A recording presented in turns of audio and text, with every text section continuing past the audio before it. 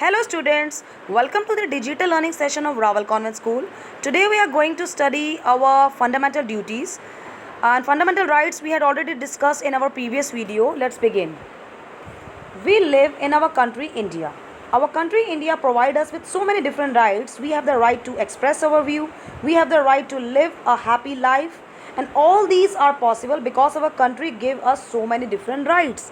Every citizen enjoys certain rights.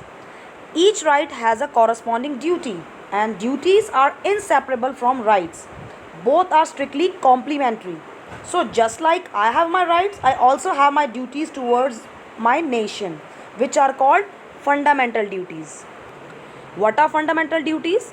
Fundamental duties are defined as the moral obligations of all citizens to help promote a spirit of patriotism and to uphold the unity of India. These duties set in Part 4A of the Constitution, they are held by the Supreme Court to be obligatory for all citizens.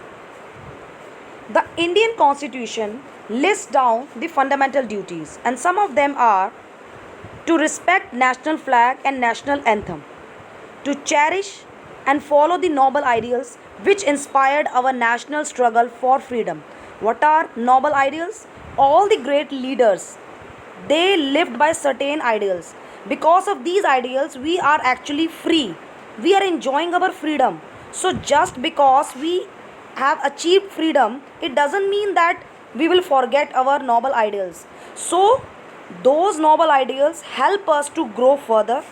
It will also help our country to grow further. So, it is important to cherish and follow noble ideals which inspired our national struggle for freedom.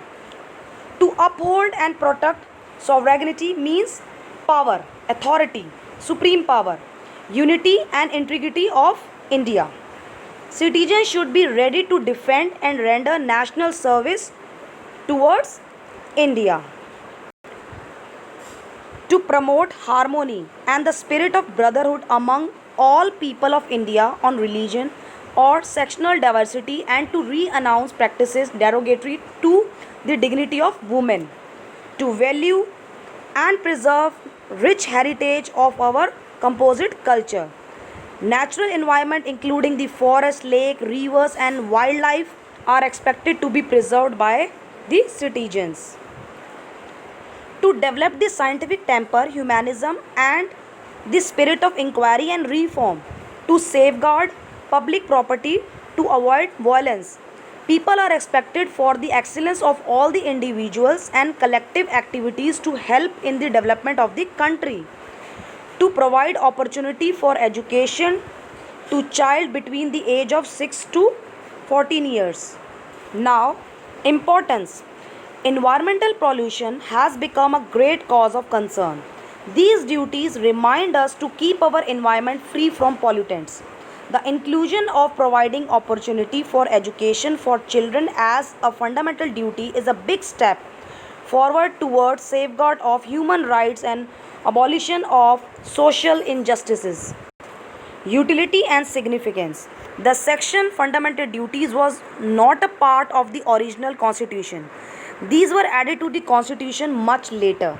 The idea behind incorporation of fundamental duties was to remind the citizen of the country that they have certain obligations towards the country and the society. In conclusion, I want to say that to enjoy fundamental rights, firstly, we need to obey our fundamental duties seriously as a law abiding citizen, and must realize that he has certain duties towards the nation to achieve the objective of Part 4A, that is national integrity and respect, because as Salman said that there can be no right without a corresponding duty. No people has risen who thought only of rights, only those did so who thought of duties. Thank you. I hope you like this video. Thank you.